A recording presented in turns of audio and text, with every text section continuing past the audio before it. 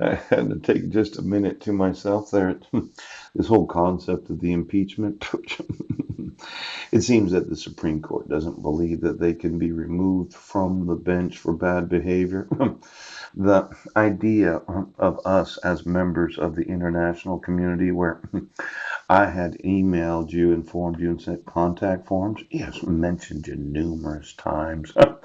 And you said, well, we'd rather go to the International Criminal Court of The Hague, try those elected to office for the knowledge of forgeries, yes, and then include those that subscribe their oaths, yes, and then include those in Congress that wouldn't impeach them because they wouldn't enforce the powers of the Constitution. And then the Supreme Court sat there for 2.5 years thinking to themselves, well, after it gets to the state Supreme Court and then it gets appealed to the federal courts, we will hear the argument and make our decision about the use of forgeries.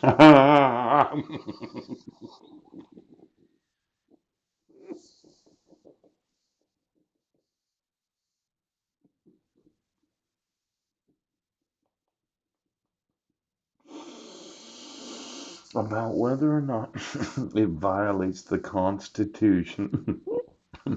Now you're sitting there, and I had to go around you because you would not enforce the actual requirements of the Constitution. You wouldn't be bound to it.